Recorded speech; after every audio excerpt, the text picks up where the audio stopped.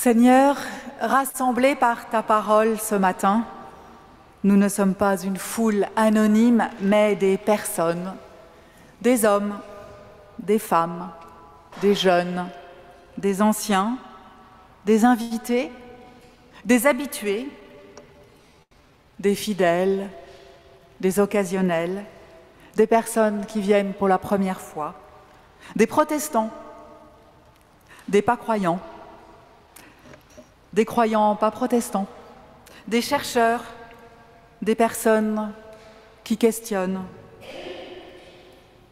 Seigneur, nous sommes tous et toutes convoqués par ton évangile, appelés par notre nom, invités au face-à-face avec toi. Seigneur, ouvre nos oreilles, élargis notre cœur, guéris notre sommeil, réveille notre ferveur. Seigneur, nous écoutons la parole d'espérance que tu nous adresses. Qui que vous soyez, d'où que vous veniez et où que vous alliez, Dieu vous donne sa grâce et sa paix par son Fils Jésus, le Christ. Amen.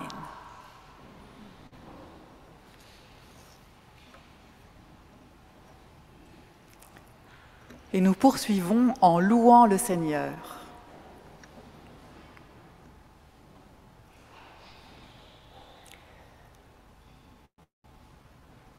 Amen, Seigneur, Amen et merci. Amen, merci pour cet arbre planté là, au seuil de ta maison, qui raconte ta beauté, qui chante ta création. Pour le jour,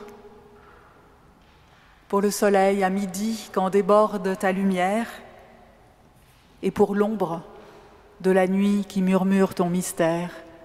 Amen et merci. Pour le pain quotidien, pour le silence, pour la paix, la rencontre en chemin, le repas partagé, pour la vie qui sourit, lorsque tout devient grâce, la parole qui guérit et apaise mes angoisses. Amen, Seigneur, et merci. Pour que s'ouvre mon regard au miracle de la vie, que s'éveille mon écoute au chant de l'infini, pour que naisse la prière, pour que parle la liturgie, que se tendent mes mains en un geste qui dit oui. Amen, Seigneur, Amen, et merci. Pour le Dieu qui est Père, me disant qui je suis, pour le Fils qui dit Dieu, vivant en Jésus-Christ, et pour l'Esprit Saint qui souffle en moi la vie. Amen, Seigneur, Amen, et merci.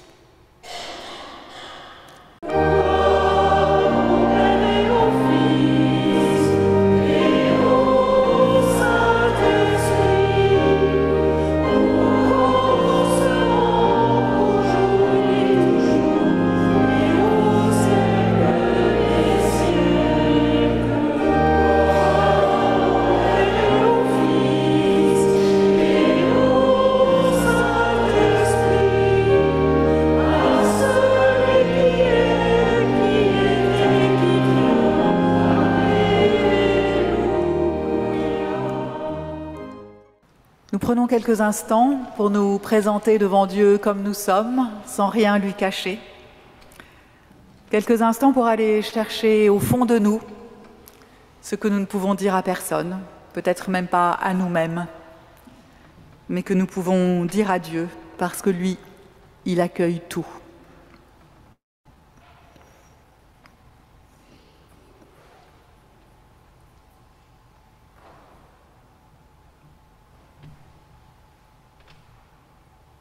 Qui sommes-nous, Seigneur, pour évaluer ce qui est bon pour nous?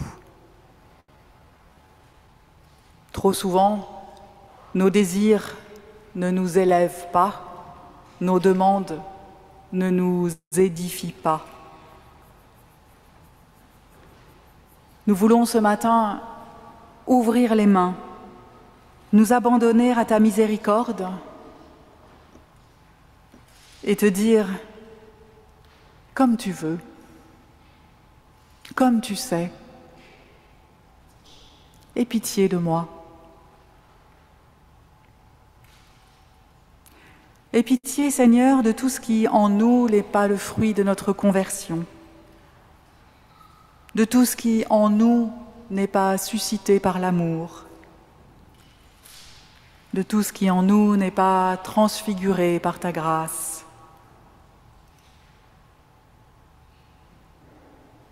Seigneur, que ta volonté soit faite,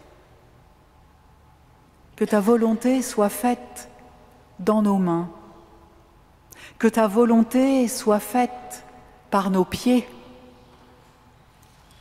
que ta volonté soit faite dans notre cœur, que ta volonté soit faite par nos paroles.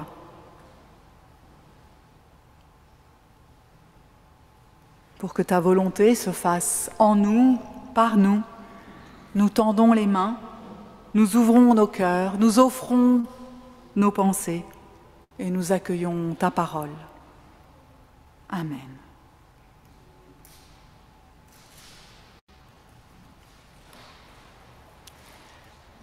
Dieu a manifesté son amour pour nous. Il a envoyé le Christ pour nous le dire. Dieu a envoyé son Fils unique pour que nous ayons la vie en lui. Le Dieu de Jésus-Christ nous accueille maintenant, comme nous sommes. Il nous réconcilie avec lui-même, avec les autres, avec nous-mêmes, avec le reste du monde. Il nous relève, il nous envoie pour que nous soyons des hommes et des femmes de foi, de confiance et de liberté. Dieu nous pardonne ce que nous sommes, il nous aime comme nous sommes. Amen. Relevés par ce pardon, par cet amour que Dieu nous porte, nous pouvons écouter ce qu'il attend de nous. Vis le jour d'aujourd'hui, Dieu te le donne, il est à toi, vis-le en lui. Le jour de demain est à Dieu, il ne t'appartient pas. Ne porte pas sur demain le souci d'aujourd'hui. Demain est à Dieu, remets-le lui. Le moment présent est une frêle passerelle. Si tu le charges de regrets d'hier et d'inquiétudes de demain, la passerelle cède et tu perds pied. Le passé, Dieu le pardonne. L'avenir, Dieu le donne. Vis le jour d'aujourd'hui en communion avec lui.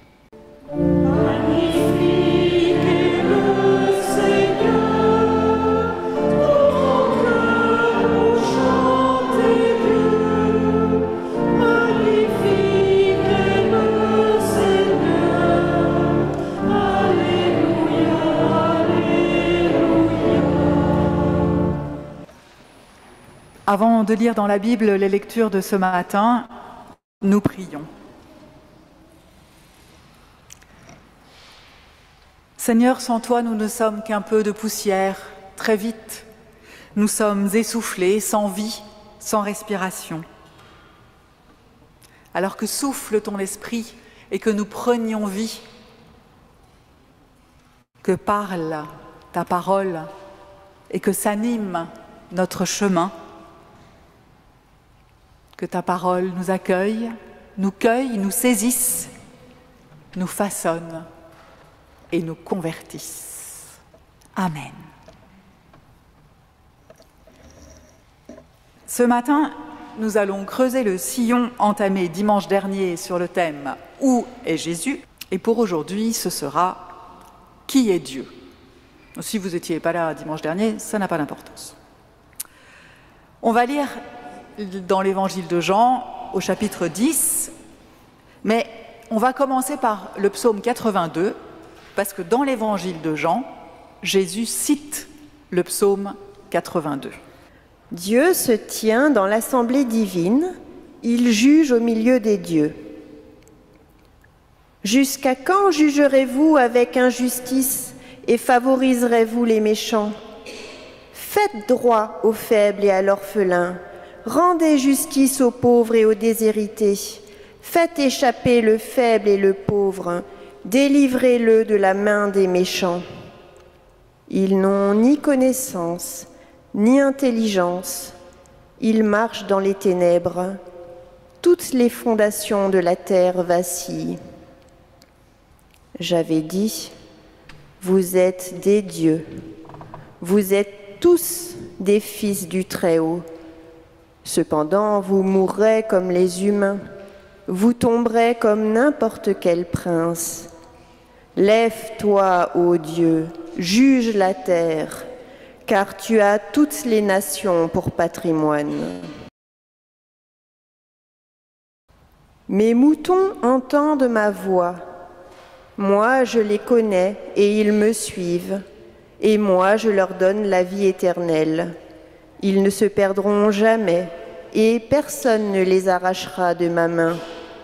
Ce que mon Père m'a donné est plus grand que tout et personne ne peut l'arracher de la main du Père. Moi et le Père, nous sommes un. Les Juifs ramassèrent à nouveau des pierres pour le lapider. Jésus leur dit, « Je vous ai montré beaucoup de belles œuvres venant du Père. Pour laquelle de ces œuvres allez-vous me lapider ?» Les Juifs lui répondirent, « Ce n'est pas pour une belle œuvre que nous allons te lapider, mais pour blasphème, parce que, toi qui es un homme, tu te fais Dieu. » Jésus leur répondit, « N'est-il pas écrit dans votre loi, « Moi j'ai dit, vous êtes des dieux » Ainsi elle a appelé Dieu ce qui à la parole de Dieu a été adressé, et l'écriture ne peut être annulée. Et vous, vous dites à celui que le Père a consacré et envoyé dans le monde, « Tu blasphèmes, parce que j'ai dit, je suis le Fils de Dieu » Si je ne fais pas les œuvres de mon Père, ne me croyez pas. Qui est Dieu ? Premier constat, il y a plusieurs dieux, plein de dieux. Je cite, « Dieu, avec une majuscule, c'est un nom propre, Dieu se tient dans l'assemblée divine et juge au milieu des dieux, avec une minuscule, c'est un nom commun. » Donc imaginez tous ces dieux qui sont réunis dans une espèce de tribunal divin, mais l'un d'entre eux, Dieu, avec une majuscule, n'est pas content et les réprimande parce qu'ils ne rendent pas la justice correctement. Donc non seulement il y a plusieurs dieux, mais ils ne sont pas d'accord entre eux et il semble qu'il y en a même certains qui ne font pas correctement leur travail. Je me demande si certains dieux sont syndiqués. Et puis Dieu, avec une majuscule, les punira en les faisant mourir comme les êtres humains. Je cite, « Puisque vous ne pratiquez plus la justice comme des dieux, puisque vous êtes... » Ah non, je ne cite pas, je paraphrase. « Puisque vous ne pratiquez plus la justice comme des dieux, puisque vous êtes injustes avec les humains, vous allez être mortels comme eux. » Et pourtant, Dieu leur avait dit à tous ces autres dieux, « Vous êtes des dieux, des fils du Très-Haut. Alors vous savez, ce psaume a été écrit en hébreu biblique. Et en hébreu biblique, c'est encore plus étonnant parce que le mot Dieu est toujours au pluriel. Et en hébreu biblique, il n'y a pas de majuscule. Donc on ne peut pas faire cette différence que l'on fait en français entre Dieu au singulier avec une majuscule et les dieux au pluriel sans majuscule. La seule différence qu'on puisse faire en hébreu, c'est quand le mot Dieu est sujet d'un verbe et on voit si le verbe est conjugué au singulier ou au pluriel. Vous avouerez que ça rend les choses un peu floues quand même. Et dans ce psaume, Dieu n'a pas de nom spécifique comme il l'a dans d'autres endroits de l'Ancien Testament. Par exemple, parfois il s'appelle Yahvé, mais là, non, c'est juste Dieu. C'est un Dieu parmi d'autres dieux, mais qui manifestement a quand même une autorité sur eux. Et tous, nous dit le psaume, sont fils du Très-Haut, Elion en hébreu, une sorte de divinité supérieure, encore au-dessus de Dieu avec une majuscule. Elion, le Très-Haut, c'est en quelque sorte le père de tous les dieux. Et dans une version d'un texte du Deutéronome, on nous dit que ce Très-Haut distribue entre chacun de ses enfants, donc les autres dieux, il distribue le monde et que chacun a sa part d'héritage. Alors, nous qui croyons que notre monothéisme plongeait ses racines dans l'affirmation centrale d'un Dieu unique par le peuple hébreu biblique, eh bien, ça n'apparaît plus si clairement que ça.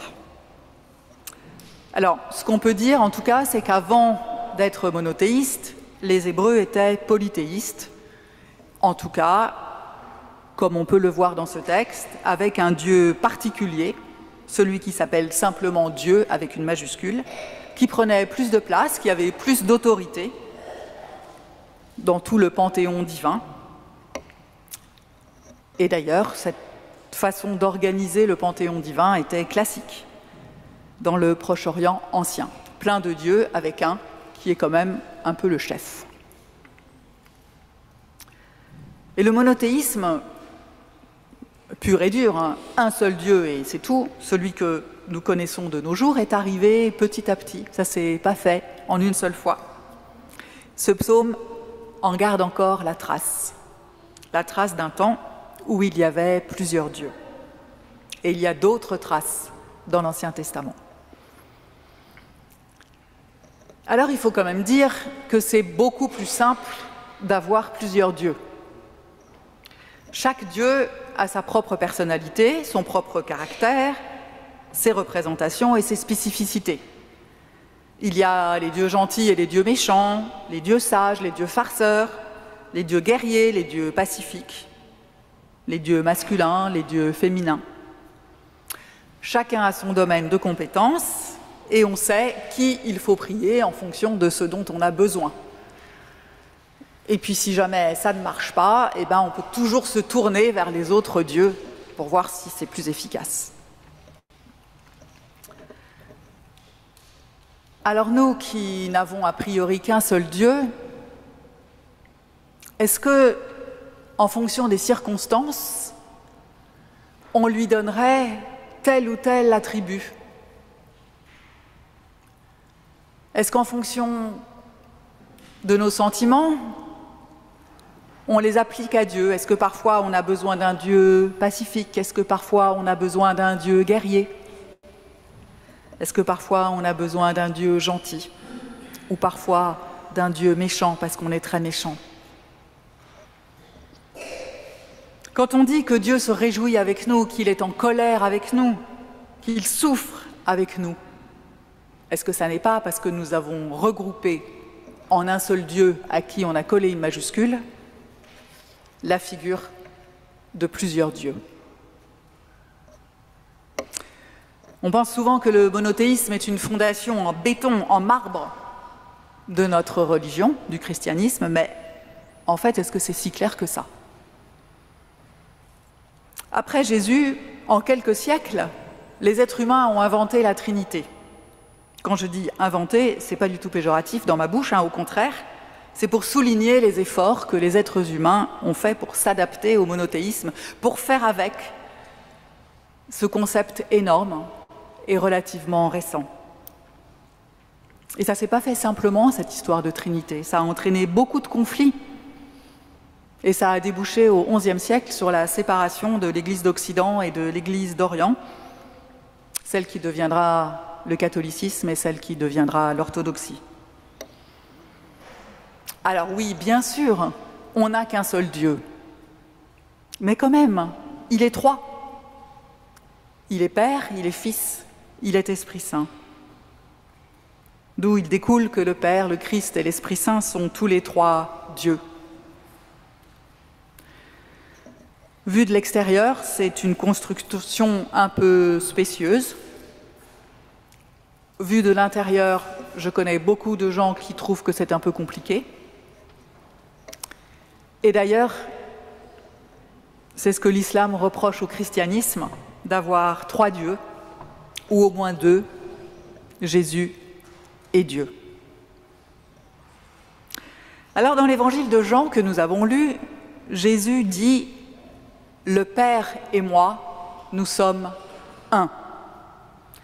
C'est un argument pour beaucoup de chrétiens pour dire que Jésus est Dieu. Alors moi je crois justement que non. Quand on a besoin de dire qu'une chose et une autre sont une, c'est bien parce qu'elles sont différentes. On ne dirait jamais « moi et moi, je suis un ». Et encore une fois, ce n'est pas péjoratif quand je dis ça. Au contraire, cela marque l'unité de deux choses différentes, leur lien incommensurable, qui fait que leurs différences, tout en étant irréductibles, permettent de s'unir dans une vérité commune.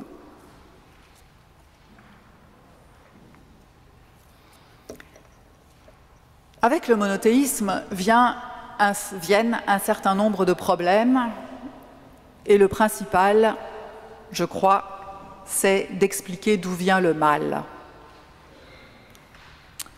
Évidemment, quand vous avez un Dieu qui représente le mal,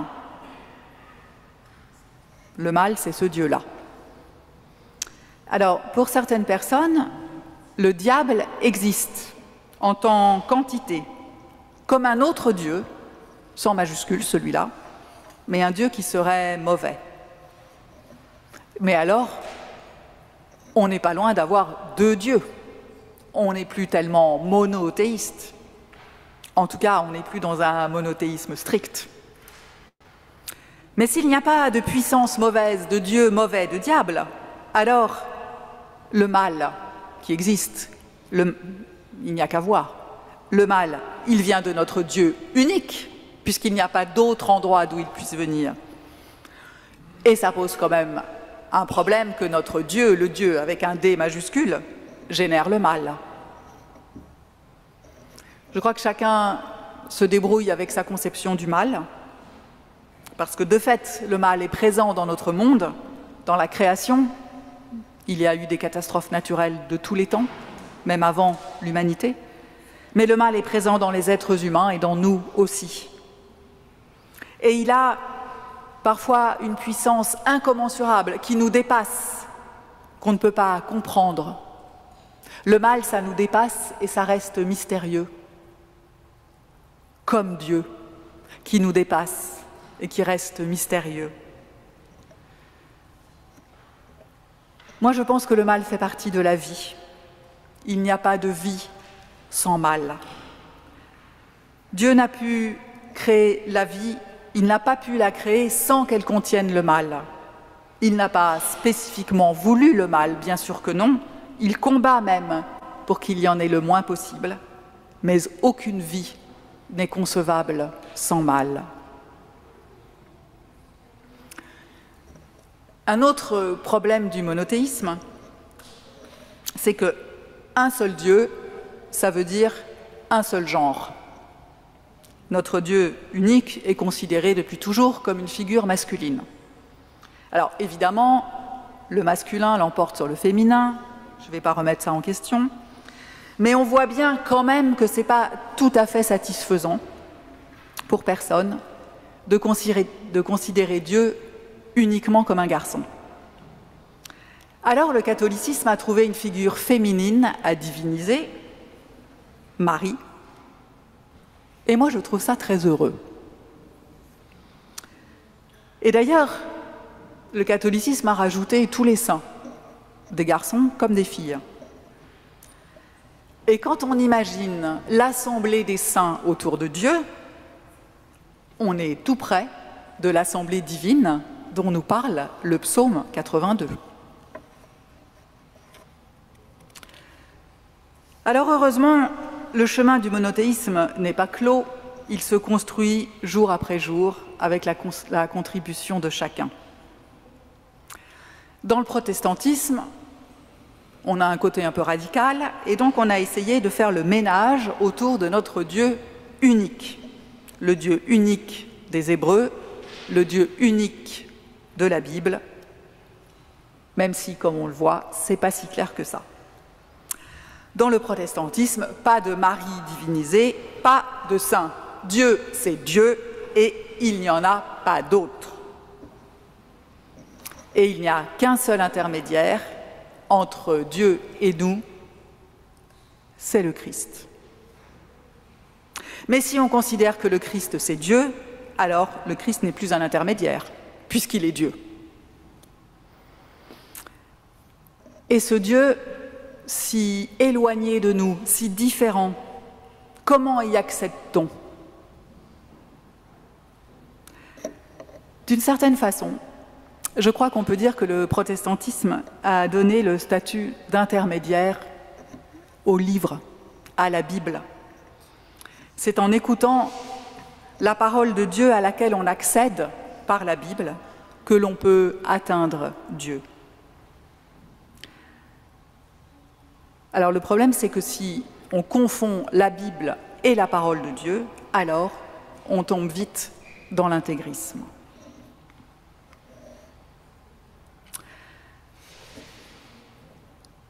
Dans le psaume 82, cette fameuse parole « Vous êtes des dieux, vous êtes tous fils du Très-Haut », que notre Dieu unique avec un D majuscule adresse à tous les autres dieux, eh bien Jésus la reprend à son compte dans l'évangile de Jean et il nous l'adresse. Il dit « Il est écrit dans la Bible, vous êtes des dieux ». C'est vrai, c'est dans le psaume 82. Et Jésus poursuit cette explication. La Bible a appelé Dieu ceux à qui la parole de Dieu a été adressée. Et la Bible ne peut être annulée. Donc celles et ceux à qui la parole de Dieu est adressée sont des dieux. À travers la Bible, la parole de Dieu nous est adressée, à nous tous et à nous toutes.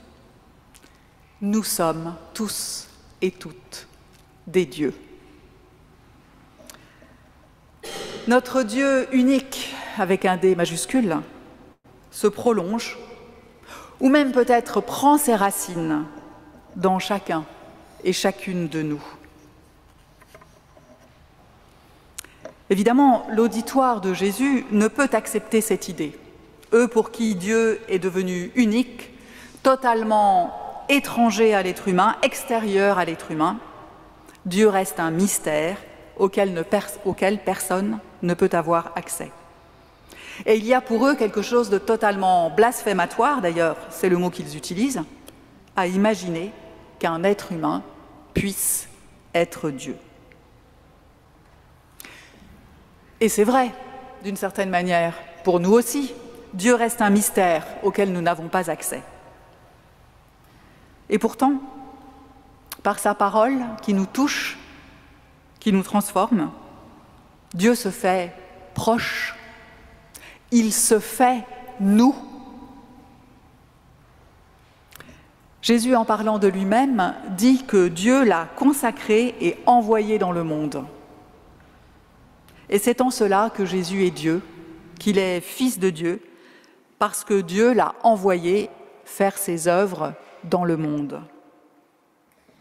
Alors oui, je suis d'accord avec l'auditoire de Jésus, se prendre pour Dieu, c'est blasphématoire et illusoire. Nous ne sommes pas Dieu. Et pourtant, c'est bien le souffle de Dieu qui nous anime. Sinon, nous ne sommes que poussière. C'est bien la force de Dieu qui trouve refuge en nous pour s'exprimer dans le monde. Et tout le mystère de Dieu est là. Il est tout autre, totalement étranger à nous. Nous ne pouvons pas le connaître. Et en même temps, lui nous connaît. Il est inexorablement tourné vers nous. Il nous inspire pour que l'air que nous respirions soit Dieu, pour que nos paroles soient Dieu, pour que nos œuvres soient Dieu, et que Dieu soit ainsi manifesté dans le monde. À travers chacun et chacune de nous, Dieu se fait pluriel et multiple. Il se fait gentil, méchant, sage, farceur, guerrier, pacifique, masculin, féminin et tout le reste. Il se fait à notre image, pour nous toucher là où nous sommes, pour nous transformer et que nos œuvres soient les siennes. Alors, un ou plusieurs dieux, est-ce finalement la question? La religion a l'art parfois de créer des questions, de se focaliser sur la question, sans voir que là où les réponses sont là, sont criantes. J'imagine que maîtriser la question donne l'illusion de maîtriser les choses. Alors, ne maîtrisons rien. Laissons tomber la question. Laissons-nous porter par la puissance de Dieu qui s'exprime en nous. Je ne sais pas quelle est la question, mais la réponse c'est « Vous êtes des dieux ». Amen.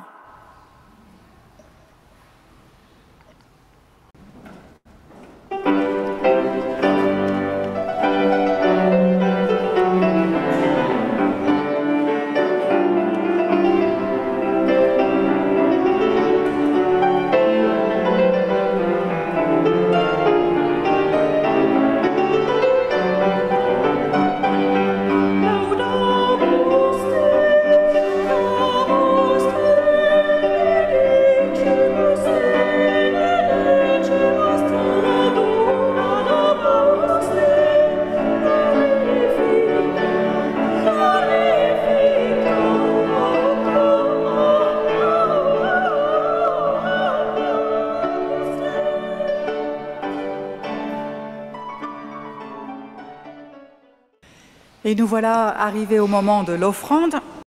Je vous propose d'ouvrir nos cœurs pour être généreux, pour participer aussi à ce service pour Dieu et pour que nous puissions être Dieu.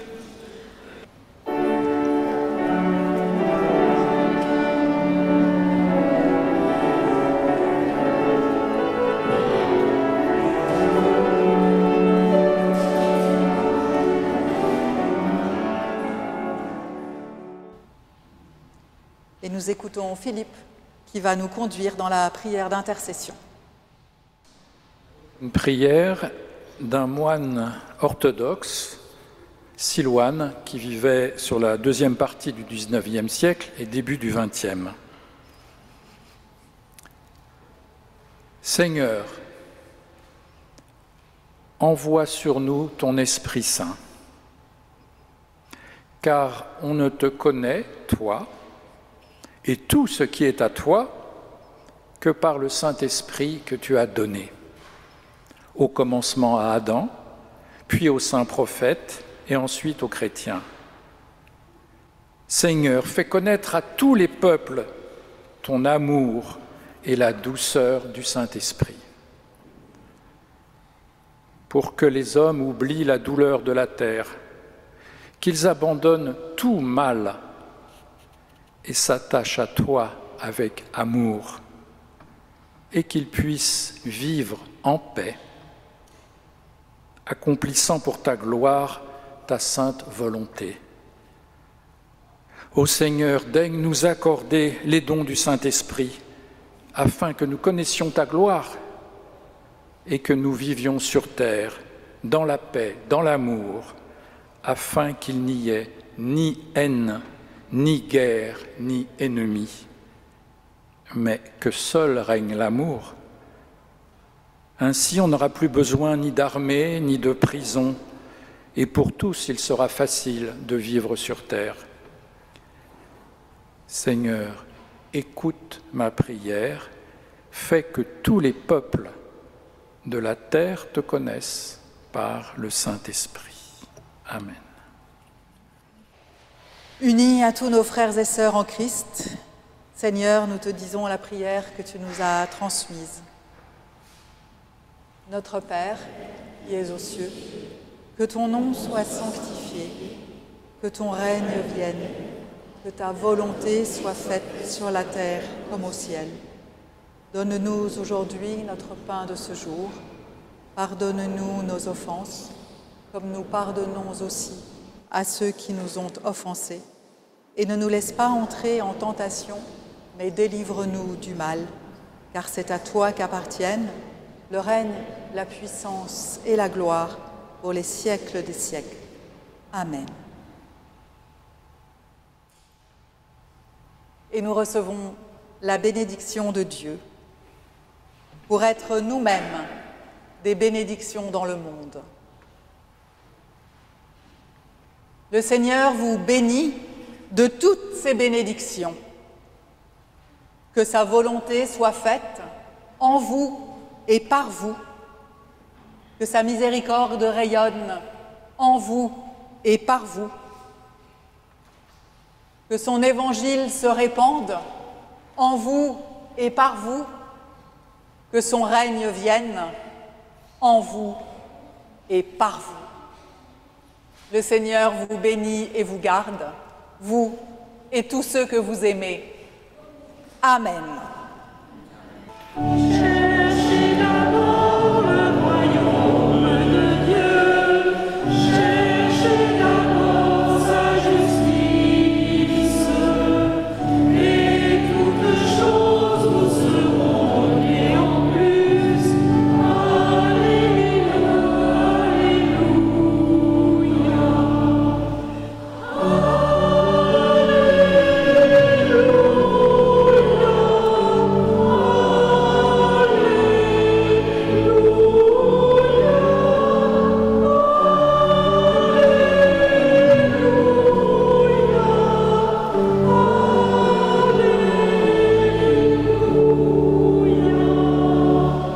Bon dimanche et bonne semaine à tous.